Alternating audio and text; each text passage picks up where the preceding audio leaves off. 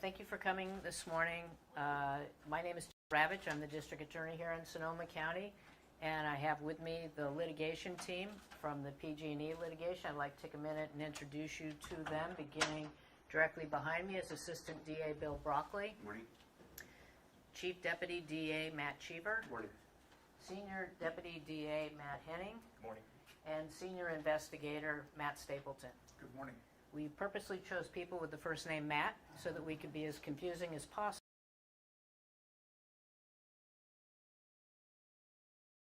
Conclusion of some brief remarks that I have here. So we're here to announce a judgment that was entered against PG&E in connection with the Kincade wildfire in 2019. As you may remember, back on October, cable on a transmission tower in the geysers arced in the high wind. It hit a steel tower to the dry vegetation transmission line that led nowhere and had not been deep. We can answer any questions you may have about the photos at the conclusion of remarks. They show the jumper cable, they show the transmission tower where the sparks fell down to the dry vegetation. This wildfire caused the largest evacuation in Sonoma County history. 200,000 people were forced out of their homes. The fire burned for 15 days. It destroyed more than 77,000 acres and hundreds of homes and structures. At least 6 firefighters were injured, and the acrid smoke caused injury to countless others, as well as exposing everyone to potential health problems. So initially our office brought criminal charges, and if you have reviewed the press release, you can get the specific dates there. It's available online as well. We allege violations stemming from the reckless conduct of PG&E, leaving the transmission line energized, although it had not been in use for many years. In fact, that line had been connected to a power plant that was mothballed in the early 2000s. The charges also included violations of the Health and Safety Code regarding negligent emission of air contaminants. The criminal case moved through the system, including 2 days of contested testimony. Our office had engaged experts prepared to testify on the danger posed by the transmission line, as well as the damage caused by the air contaminants. It bears noting that after the fire, PG&E disconnected the line in question. So it was de-energized and reviewed all other transmission lines to see if a similar condition existed. One line was found and it was de-energized as well. Furthermore, inspections forms and guidance for transmission lines were changed as a result after this fire. The entire line in question at the geysers was removed completely.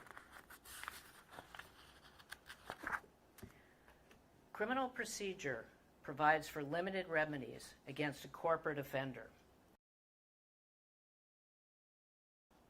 Not a remedy available for a corporate defendant, or probation with terms and conditions. The latter is possible only if the defendant consents to the grant of probation and the terms imposed under California law. Such was not going to occur in this case.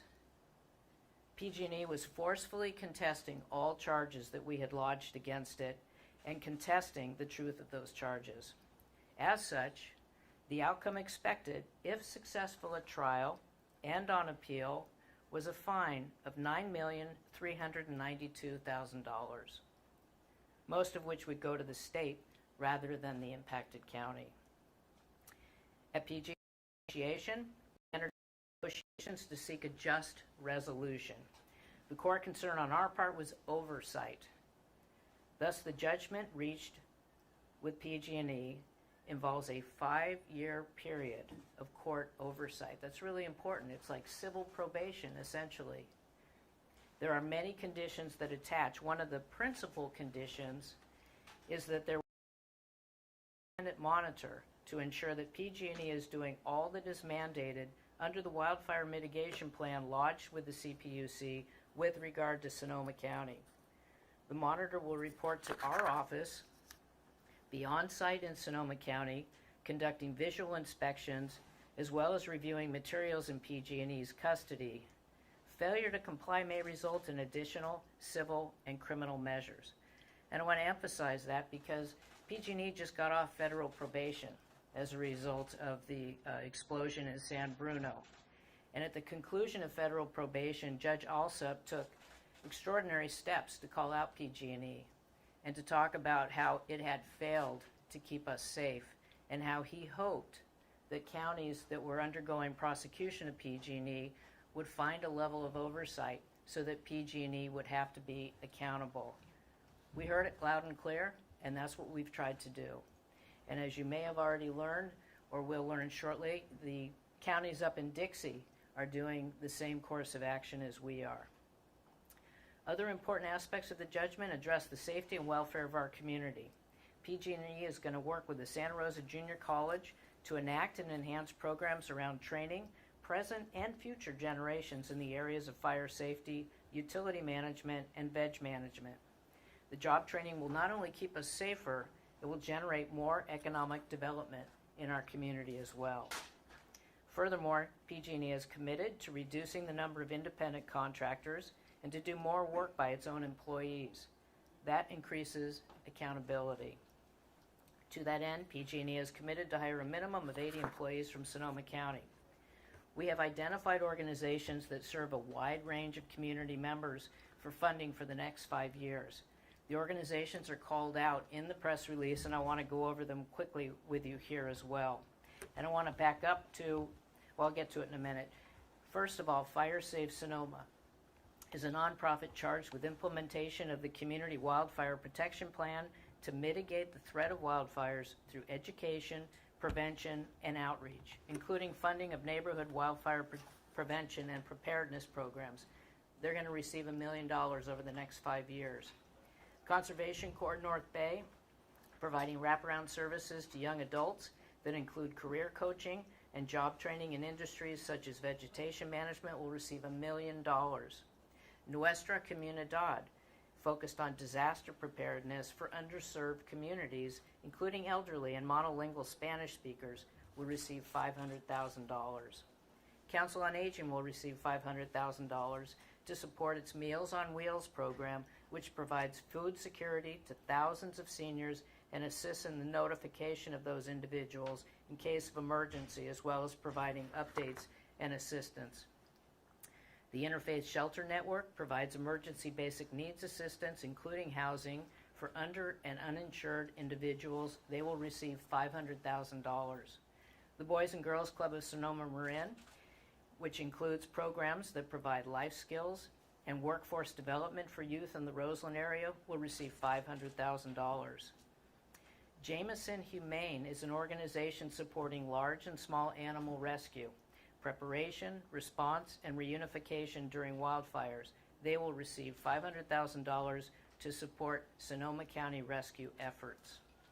Local health clinics were particularly impacted by the Kincade fire because of the hundreds of thousands of evacuated Sonoma County residents. The funding provided to these clinics today is in recognition of the heightened health risks associated with wildfires due to dangerous levels of emitted air contaminants. Payments of $300,000 will be made to each of the following local clinics that serve the 5 districts in our county. They include the Petaluma Health Center, Jewish Community Free Clinic, the Sonoma Valley Community Health Center, West County Health Centers, and the Alexander Valley Health Care Center. This team worked for over a year to achieve this outcome. The Attorney General was aware of our litigation, declined to participate.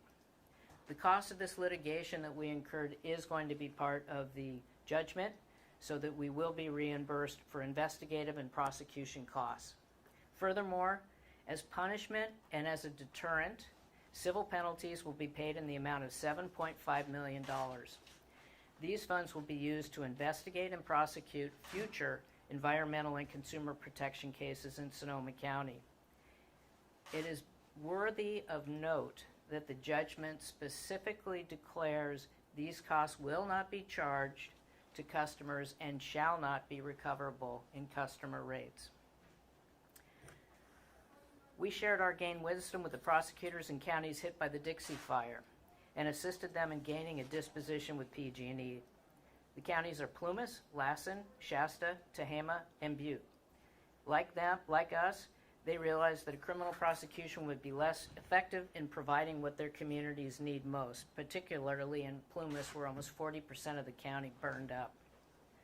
Similar to us, they today entered into a stipulated judgment that will include a 5-year period of oversight, as well as a monitor reporting directly to them with regard to PG&E's operations in their counties.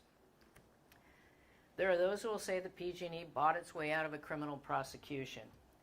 We hope those people will look at the potential outcome of a conviction and weigh it against this judgment. We also hope that the politicians in Sacramento pass meaningful legislation that gives us tools we need to hold large corporations accountable. We can't stop wildfires from occurring, but we can develop strategies for preventing, preparing, and mitigating the impact on our community. I believe that this judgment provides for developing those strategies, and at the end of the day, Sonoma County is safer as a result. So those are my remarks. I refer you back to the press release that was sent out earlier today, and then we're happy to take any questions that you may have of this litigation group. Yes, sir. Thanks very much. Part of what has transpired at the California Public Utilities Commission is they have a role in determining whether utilities are reasonable in the course of committing a catastrophic wildfire. I wanted to know if you had an opinion as to whether PG&E acted reasonable with the Kincade fire, and whether you think, given the state audit pointing out that the PUC is not really doing their oversight responsibilities, do you trust that regulatory body to oversee this? So obviously I think PG&E bears responsibility, which is why we brought criminal charges and which is why we entered into the stipulated judgment with regard to their reckless acts up at the geysers. So that's the first answer to your question. With regard to the second answer about CPUC, we purposely are not relying upon CPUC to monitor PG&E in Sonoma County. That is why we put together the judgment that we did. We have engaged energy consultants that will specialize in Sonoma County, applying the wildfire mitigation plan to Sonoma County and ensuring that PG&E is abiding by all of those terms. That is separate from what the CPUC is doing, and we are confident after many discussions with them that they will be serving the district attorney, who in turn will be serving the community. I was a little unclear after court today about the exhibits that had been submitted so far of evidence, and I'm wondering, I see some of them, I was just going to say here, but obviously there was a large collection of evidence and an effort you described engaging experts. Is that going to be made public? Will the public be able to see how far down this road you guys got? Well, you know, investigations aren't generally released to the public. Anything that was introduced into court is now part of the public record and is accessible by the public. I think we withdrew these exhibits, if I'm correct. So we can make these available for you to review, but we're not going to open our investigative file to you if that's what your question is. Yeah, I mean, partly because there's a complex regulatory scheme that involves people trying to, prove up what happened and avoid it happening in the future. I would think there are some that would argue that it'd be a public service to put out all of the photographic and testimony, all the evidence that you collected. Is that not going to be possible? So I'm going to let the litigation team answer, but I do know that CAL FIRE has put a lot of information into the public stream. And I think that we have as well. I also think that if you go back through not only the criminal complaint, but the civil complaint that was filed, it lays out a number of things that occurred in the course of the Kincade fire, as does the stipulated judgment. So you will find a lot of information in those documents as well. And would any of you like to add anything to that? No, just specifically if there's items that you would like to see, if you can contact us later, and maybe then we can discuss what those items are. And I would just add that the CPUC also has completely received CAL FIRE's investigation, including all the photos. You mentioned that the AG declined to participate Which AG, and what did you make of them saying no? Well, as far as I know, it's the current AG, and we will work with the Attorney General on some prosecutions. My understanding is that they were aware of our prosecution in this particular fire, and they declined to join our litigation team. And I will say for the record that this type of litigation is resource intensive. You're looking at 3 senior lawyers who spent the last year working on this, along with a senior investigator. Their time, their inability to address other matters that are important to this county. I mean, it was just amazing what we put into this. The Attorney General has a lot more resources. I have to ask why the Attorney General isn't stepping into this type of complex litigation and leaving it to smaller counties like us, or up in the Dixie Fire for that matter. And how are you helping them? You mentioned that you're going to help these other counties you provided. What have you, The other counties the ones with the Dixie in the Dixie Fire? Fire? I would say we're on speed dial. Would you guys say that's a safe bet? We're on speed dial with them. We've had Zoom conferences. When PG&E initiated discussions with us to take us in a direction other than the criminal prosecution, we let them know what was happening here because they had not yet filed a criminal case up in the Dixie Fire. Additionally, I think at least one county had some of their lawyers down here watching the proceedings, right? Shasta County, I think, had lawyers down watching. We opened everything up to them to assist them. They had a different cause in the Dixie Fire, right? But ultimately, they were looking at novel issues such as the air contaminant issue. Air contaminant issue. So, yeah. So you guys are taking all my space here. Sorry, we're late. Well, I already said what I was going to say, so. Anyway, does that answer your question? Yes, it does. Okay, yes, sir. Was there a effort of you 6 counties together to go to the AG and say? No. Okay, it was just you, Sonoma County. Are you aware of whether the other 5 counties, whether their DA's offices would have sought the AG's assistance? I'm not. Okay. I'm not. But I will tell you, and in the past, if the Attorney General has an interest in a case, the Attorney General will step in Yes. and take it over. And I think it's fair to say that didn't happen here. Correct. And it should, in my opinion. So, Julie? You've mentioned the configuration of the dangling jumper cables, and I wanted to know what your investigation uncovered in terms of how broadly that type of configuration was across the service territory, and then also what steps were taken, not just here, but in other locations to change it? Who wants to answer that? I can answer that. You want this? Sure. Our investigation concluded that this is a very unusual configuration that was used by PG&E. We believe it was the only such configuration like this in PG&E's entire service territory. Our expert witnesses, had we gotten that far, would have testified that this is not an acceptable industry practice. When PG&E removed the line and searched their entire service territory for similar configurations, they didn't really find anything that that approached this type of configuration. So this was very unique to this place. Yes, and that is a huge part of why we believe that PG&E was reckless with respect to this fire. We didn't have a camera when the CAL FIRE guy was in court explaining what happened with that and how he saw it that night, but if you could maybe help us understand now that we do have kind of cameras and us looking at the picture together, what was it that happened? So I think this diagram does the best job. You can see this is the broken jumper cable down here. This is the end that it broke. And this jumper is supposed to look like the middle and bottom phase. And so it would have been connected prior to the fire into this shoe right here. And so all 3 of these were essentially swinging back and forth in the wind for, we believe, at least a period of 13 years, going back to 2006 when PG&E reconfigured these jumpers. And so it broke, you can see better probably over here. It broke right inside there, inside the bolt connector as a result of years of fatigue and wind cause wear. And so when that jumper cable broke out, this length right here is suddenly long enough that it can reach the middle arm of the tower, and that's why it was arcing. And so it's the combination of the jumper configuration with the fact that this line, which shouldn't have been energized to begin with, is what caused the fire. And maybe real quick for people who haven't spent their last few years studying the intricacies of transmission lines, what's similar about this and what's different from what happened to Paradise?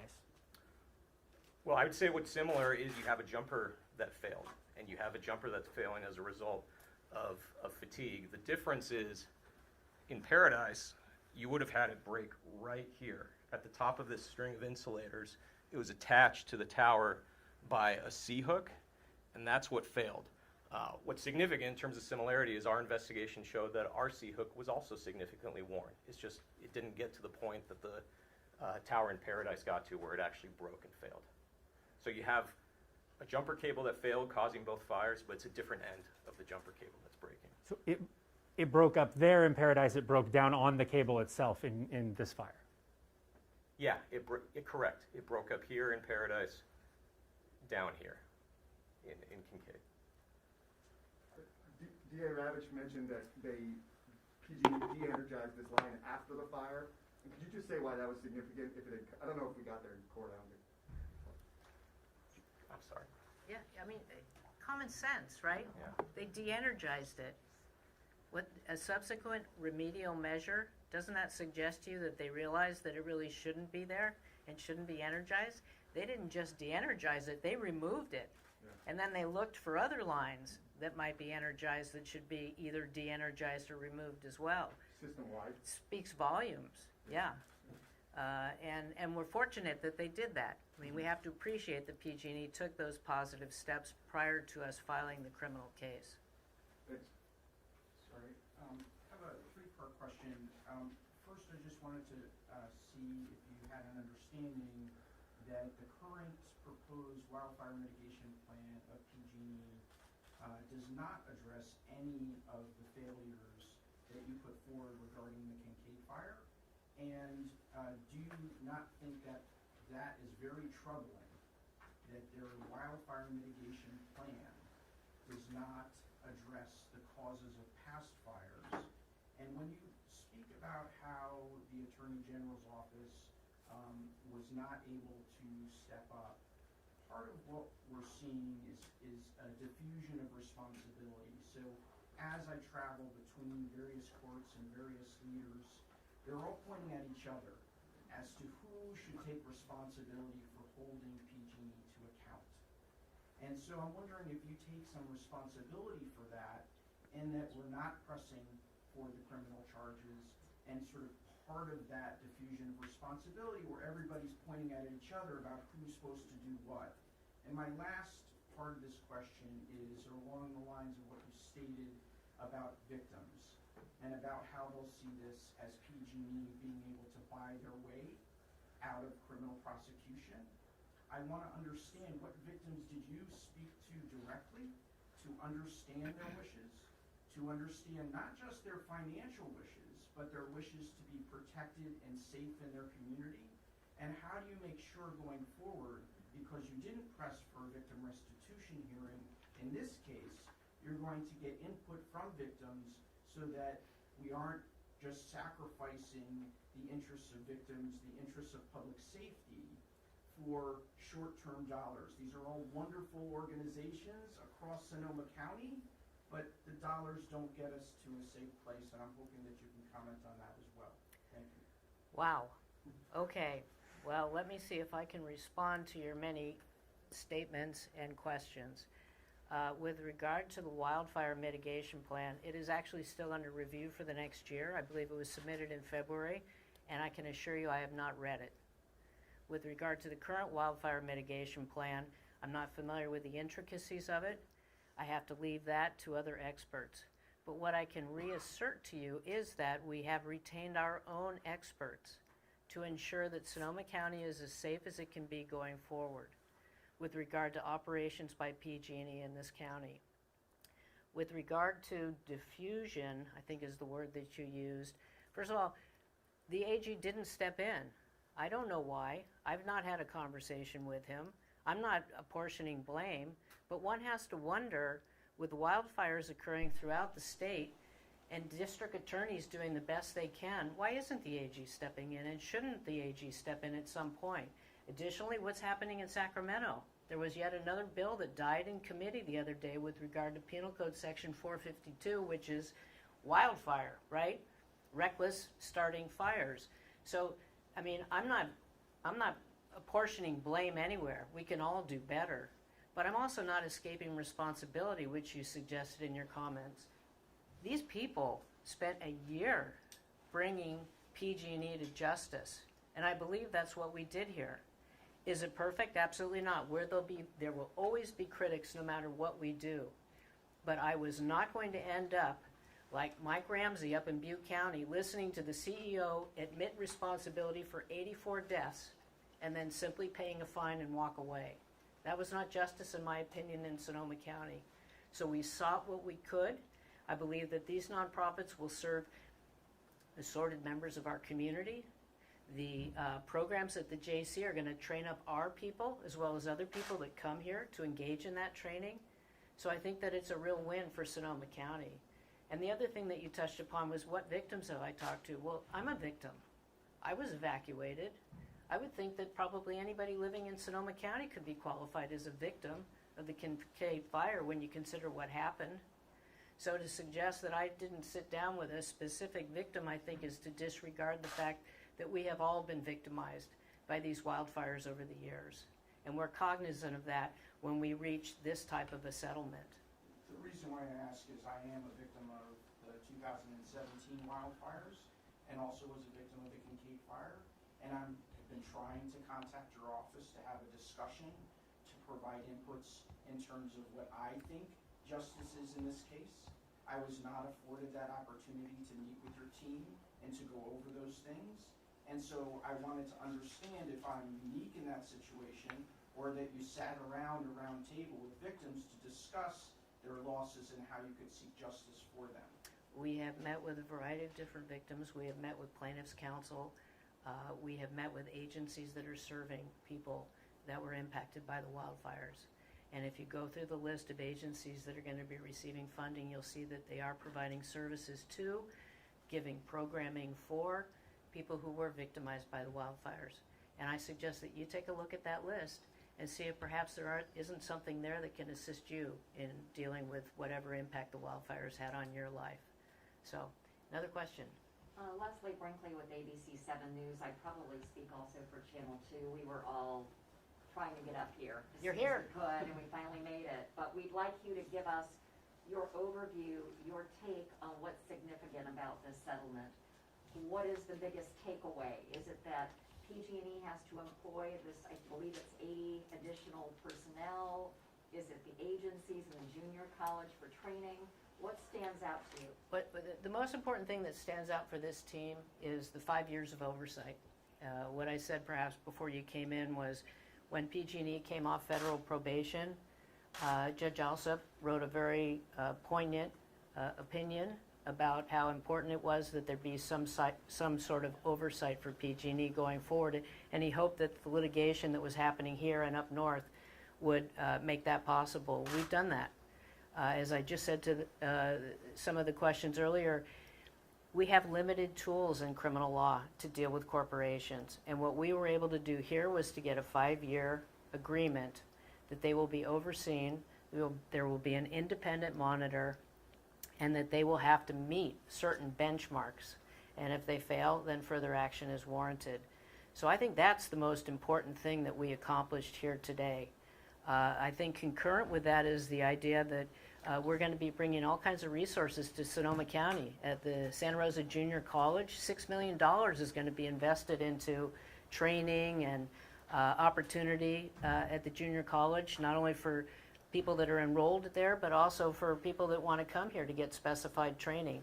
And the people who are trained are then going to get jobs, and they're going to have jobs that will enable them to spend money here. So the economic development of the community rises as well.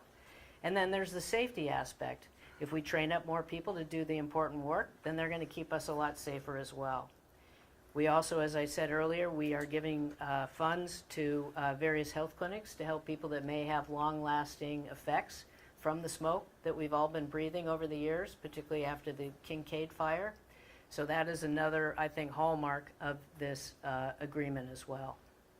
Do you think it resolves or somehow mitigates the damage that was done? Or do No. you look at it as a punishment? Do you look at it as just making the future better? I look at it as doing the best that we could under the circumstances. You know, I mean, I'm just a prosecutor in Sonoma County.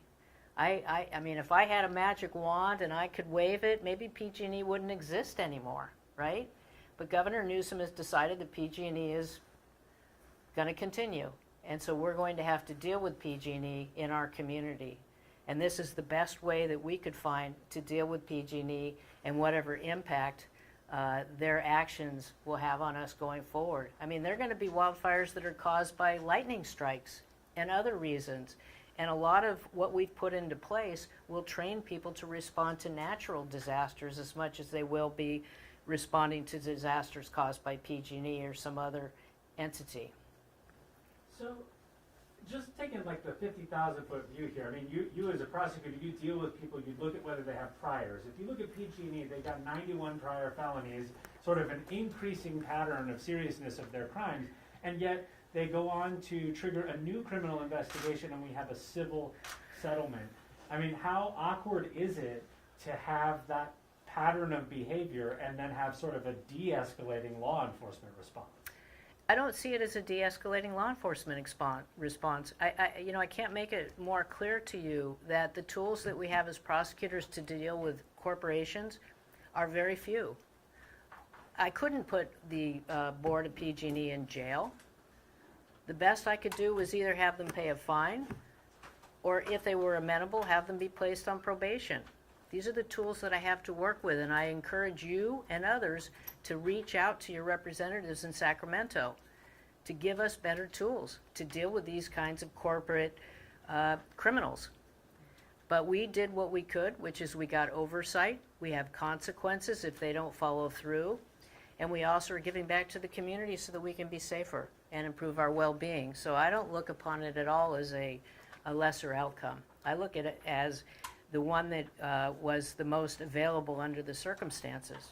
Was there a discussion of preventing another PG&E bankruptcy wrapped up in all of this, though? Because I'd heard some suggestion that No. the air contaminants charges could lead to a larger restitution potential. Well, they didn't share that with me. No, I have no idea. You'll have to talk to them. Yeah. Yes, sir. Do you have it as people who did lose property in the Kincade Fire pursue civil cases? What is your understanding of how this result and the subsequent dismissal of the criminal case will it impact those cases? You know, I think you had an article in the paper this morning, and I thought it was a really interesting article. I think it was the DeFranchi family. Yeah. I believe that was LaFranchi. And what I thought was interesting in your article was the sense I got that they want us to get out of the way so they can settle their claims. And I know that I think Mr. Broccoli has heard from some of the attorneys who are representing the claimants. They wanted us out of the way because now they can go forward. Yeah. And if we had continued with the criminal prosecution, we're talking years of litigation.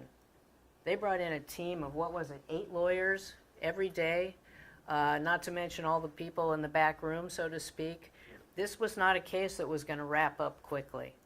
And it would have delayed. It would have been then appealed. And so in some ways, by us resolving the case, now the civil claimants can move forward. I think some wanted you to step out of the way, but there was also a sense of, can't you put something into the settlement that will help their cases down the road? They're represented. Yeah. Yeah. I mean, is there something in the law that you could, like in previous cases, or was there some trigger point you could have used? Or? No, but one of the things that we did is we agreed to payments over 5 years so that more money could be paid out, particularly to the claimants up in the Dixie Fires in Plumas County and in some of the other counties.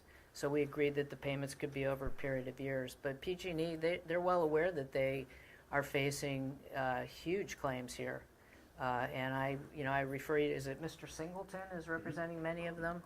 I think there are a few lawyers that have large classes of claimants.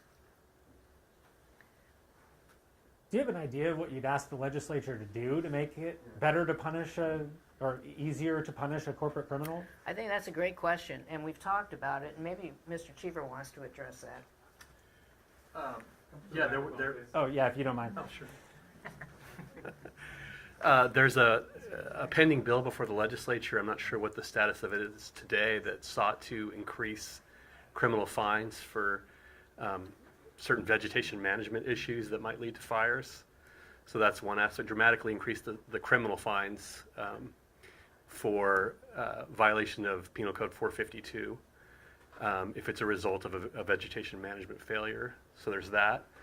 And also some mechanism to keep criminal defendants, corporate defendants on probation. That is available in the federal system, but as Jill mentioned, not here unless the defendant agrees to it. Is there any bill on that one? Not that I'm aware. Not that I'm aware. Can you spell your name for us, please? C-H, first name Matt, last name Cheever, C-H-E-E-V-E-R. Yeah, and also strict liability. I mean, there are a lot of crimes where you have to have the requisite mens rea, where it has to be willful, right? If you have strict liability crimes, then you don't have to prove the mens rea when you're dealing with a large corporation, because they're going to be doing this, right? Oh no, we didn't intend to do anything wrong. It was some lineman over there. So having strict liability in place, having probation in place, having elevated fines in place, these are some of the tools that might help. And, you know, Senator McGuire, he's going to tell you, let's put all the lines underground. Great idea. I hope he has the tools to make that possible. I'd be the first to cheer it on. But it's an incredible cost. And in the meantime, we need to do what we can to try and keep the community safe. Can you spell your name for us too, please? Me? Ravitch. R-A-V as in Victor, I-T-C-H. And also the gentleman in the green. Matt, other Matt. The other The other Matt. Henning, H-E-N-N-I-N-G. Yeah. Henning, H-E-N-N-I-N-G. Matt. Yeah. Okay. I think we've had a lot of questions from you, sir. Does anybody else have any other questions for us this morning? Or now this afternoon? Yes? You've had a lot to do, but the oversight, the independent oversight monitor, it's like an energy firm. That is the same one the CPUC uses? Yes. But you're saying that they're going to report directly to you this time? Yes. Right. And how did you guys select them, and what made them the right choice? So I'm going to let you, or was it you? Which of you talked with them the most? Probably me. So the Federal Monitor was a multinational law firm that utilized this same firm. And so they have the technical expertise, and they also have experience by monitoring PG&E for the last 5 years. And so that's what made them seem to be the right choice to us. And then in our communications with them, that only solidified that belief. In terms of the CPUC utilizing them, it is going to be separate teams. They are a large enough organization that they can serve the CPUC, and then they're going to serve our needs more specifically here in Sonoma County. I would just add to that they will have boots on the ground in Sonoma County doing their own inspections, separate and apart from CPUC monitoring, very specific to Sonoma County. So. Do they have competitors, or was it a pretty easy choice? Well, I'm sure there are competitors out there, but they worked with the Federal Monitor. And so they had that experience of dealing with PG&E. And we talked to them at length. Todd Filsinger, we talked with him at length, and he made very clear, I was satisfied through our discussion that his team will have boots on the ground in Sonoma County, will be intimately aware with what the issues are in this county, and will be responsive to the district attorney's office. He'll be reporting directly to us, not to PG&E. And if we're dissatisfied, then we take another look at it. Yeah. So they didn't admit wrongdoing as part of this settlement. Obviously, you're saying you don't think that they were reasonable in the way that they acted. What's your message to PG&E if we have another disaster this coming fire season that could have been prevented? It's a great question. I did the best I could under the circumstances that exist. I believe that PG&E understood what we had, what we could do, and what we needed. And that at the end of the day, this judgment reflects their acknowledgement that that fire was a result of something that went terribly wrong up in the geysers, and that they're doing their part to keep that from ever happening again in Sonoma County. If there's another wildfire, I'll be as upset as anybody else, and I'll be just as frightened as I am every time there's a wildfire. It's what we live with today, unfortunately. But we're doing our best to make this community safer, and I think this judgment succeeds in that regard. Okay? Thank you, everybody.